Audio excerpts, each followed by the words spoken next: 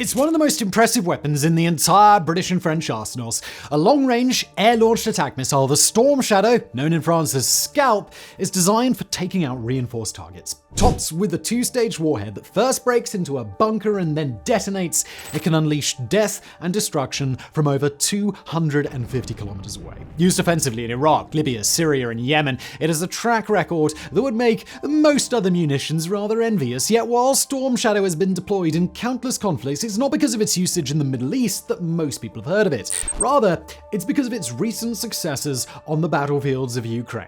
Sent to Kiev by Britain and France in mid-May 2023, Storm Shadow is the most significant weapon donated since the first HIMARS arrived last summer. Already credited with taking out command posts, it has brought swaths of Russian and Russian-occupied territories within Ukrainian range, and potentially this alters the course of the war. In today's video, we're investigating the history and the engineering of Storm Shadow, as well as its current role giving the Russian MOD nightmares.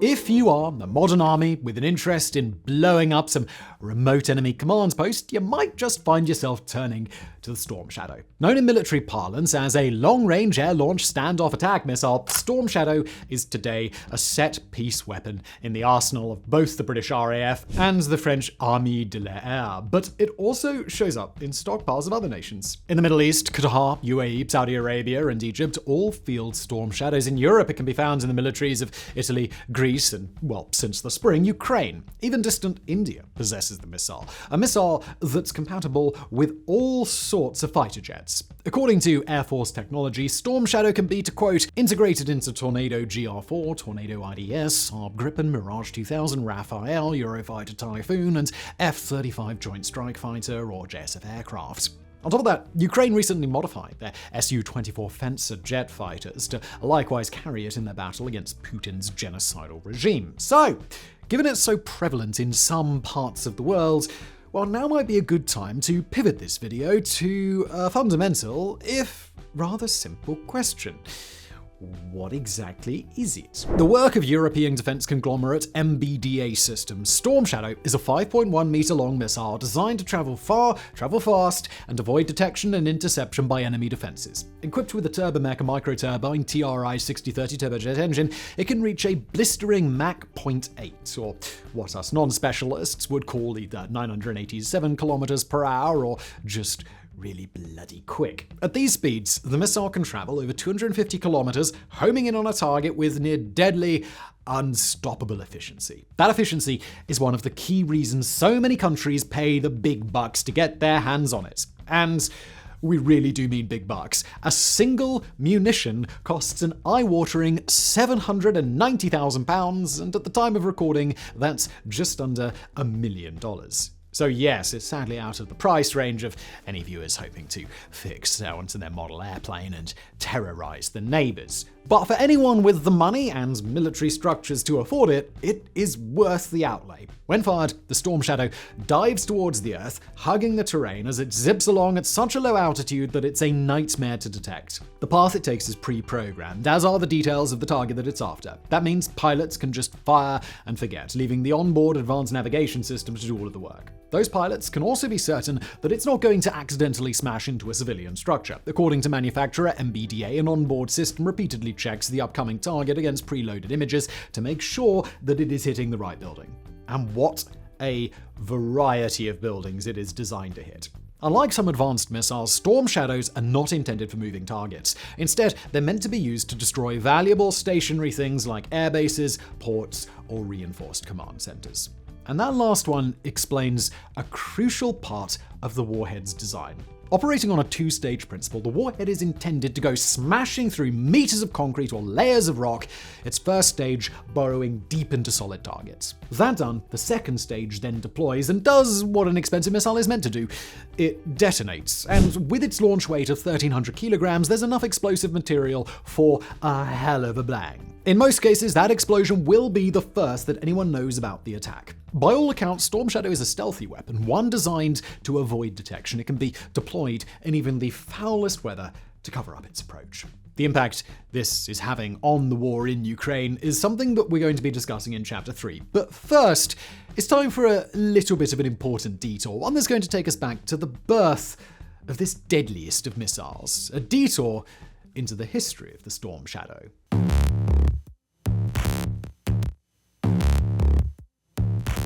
The first recorded use of a Storm Shadow in combat came way back in 2003 during the invasion of Iraq. As one of only 3 nations to join the USA from the beginning of its Middle Eastern adventure, the UK was deeply involved in the initial phases of the conflict. Some 45,000 British service members were deployed, the largest since the Gulf War in '91. That meant that the British military wanted to be equipped with the latest technology. And so it was that the Storm Shadow wound up entering service ahead of schedule. And it announced its arrival to the world by being fired from an RAF Tornado GR4 during the fighting.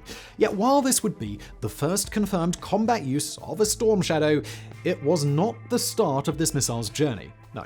To truly understand the history, we need to go back before attacking Iraq was even a creepy gleam in George W. Bush's eye. All the way back to 1997, when the UK MOD and the French equivalent both awarded huge grants to a fancy new conglomerate known as Matra BAE Dynamics. Formed by a merger of missile manufacturers in both nations that just happened a year before, the firm was supposed to herald a new era of Franco-British military cooperation. But it wouldn't just be Paris and London that wound up being involved in this. Just after the turn of the millennium, the company likewise merged with Italy's main missile builder. A few years later, Germany's LFK would also be brought in. The result was that by the time Storm Shadow was seriously under development, 3 major European capitals had a vested interest in MDBA producing something spectacular. More if you include the monetary investment that Greece had fronted. Remember, this was the era of European harmony when Britain was still a paid-up member of the EU. Creating a cross-border manufacturer that could turn out high-end weapons was in everybody's interest. On this score, MBDA would certainly deliver. By 2004, both the UK and France were equipped with the missile, although in Paris's case it would take a lot longer before it was actually used in combat. It wasn't until the 2011 air campaign in Libya that a French fighter jet deployed a Storm Shadow, known in Paris as Scalp, during offensive operations. By then, the weapon was well on its way to making its presence felt across the world. Along with Iraq and Libya, Storm Shadows would also be used in Syria and in Yemen. In the first case, they came courtesy of coalition airstrikes against government targets that unleashed a chemical weapons attack. In the second, they were fired by Saudi fighter jets during their notorious air campaign against Yemeni rebels. Come the end of the 2010s, then, the Storm Shadow was a battle-tested weapon that had been used across the Middle East. It had even led to a spin-off ship launch version used by the French Navy. Yet for all its undoubted successes, not everything was plain sailing. In the UK, the retirement of the RAF Tornado in favour of Typhoons had created a bit of an expensive headache as the military was forced to modify the new jets to allow them to keep using the Storm Shadows.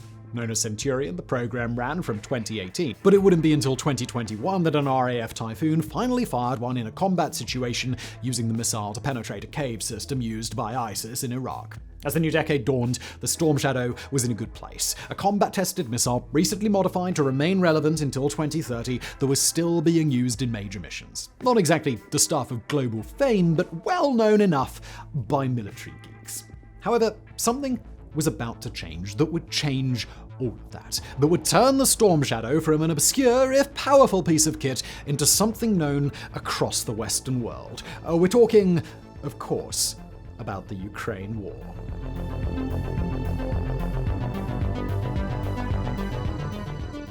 It seems weird now to look back on the earliest days of the Ukraine war and realize just how terrified Western nations were of provoking Russia. Back then, the idea that NATO countries would send Kiev multiple rocket launchers or main battle tanks or air defense batteries seemed as incomprehensible as Klingon poetry. Famously, Germany's then defense minister Christine Lambrecht balked at donating anything beyond 5,000 helmets. Well, all we can say is this: what a difference a year makes! While Western nations may have been wary about sending advanced weapons in spring of 2022, come spring of 2023, the UK felt able to send one of its best long-range missiles. The introduction of Storm Shadow to the Ukraine war came on May the 11th, when Defense Minister Ben Wallace announced before Parliament that missiles from the UK stockpile of 800 would be shipped immediately. Just days later, France joined in, pledging to send additional Scalp versions. While the Kremlin did its usual huffing and puffing and threatening Britain with nuclear war,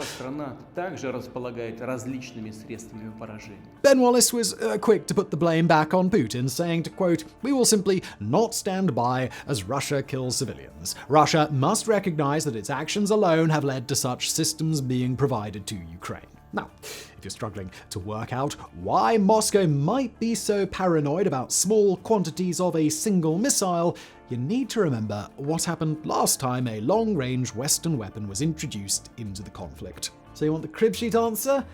Well, the Russians were absolutely hammered by it. Back in the summer of 2022, the Russian army had gotten over its initial run of embarrassing defeats outside of Kiev and settled into a new groove. Instead of a lightning-fast strike with elite units, it was using artillery barrages to slowly grind forward in the Donbass, destroying everything in its path. With way more ammunition and ranged guns than Kiev, this suited Russia just fine. Indeed, it was beginning to look like the Kremlin had the upper hand.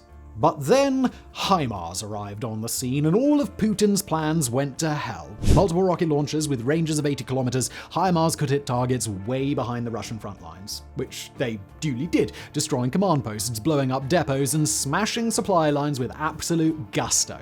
So chaotic was that summer for Russian logistics that it's been credited with helping Ukraine liberate Kherson in the fall.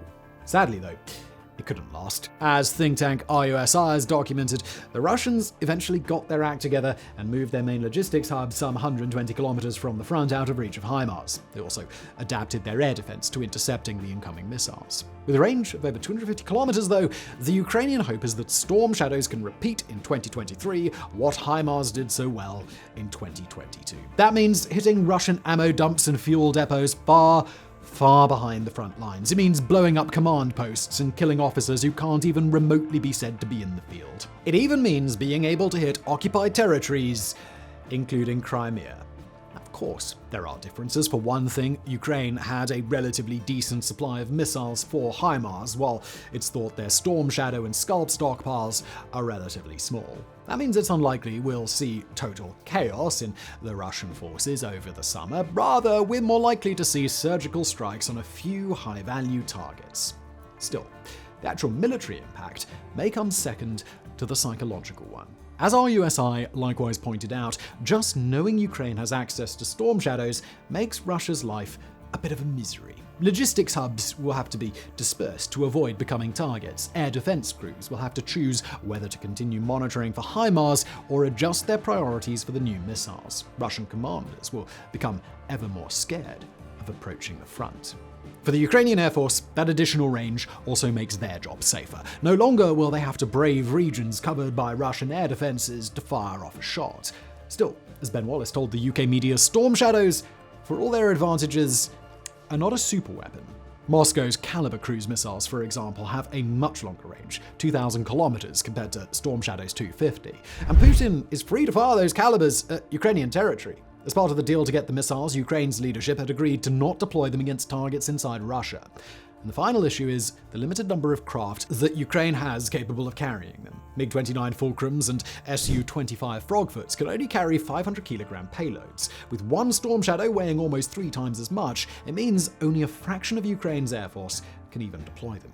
Despite all this, at the time of recording, Storm Shadows have already been fired multiple times over contested territory. At least one Russian military headquarters has been blown up in Berdyansk, while logistics hubs in Donbass seem to have also been bombed. Whether Storm Shadow lives up to the hype as Kiev's counteroffensive unfolds is something that we're just going to have to wait and see. But we don't want to end today's video talking about the present, about wars underway right now. Instead, it's time to turn our gaze to the future, towards the next decade, when Britain and France are due to replace their Storm Shadow and Scalp stockpiles. The question is then, well, what comes next?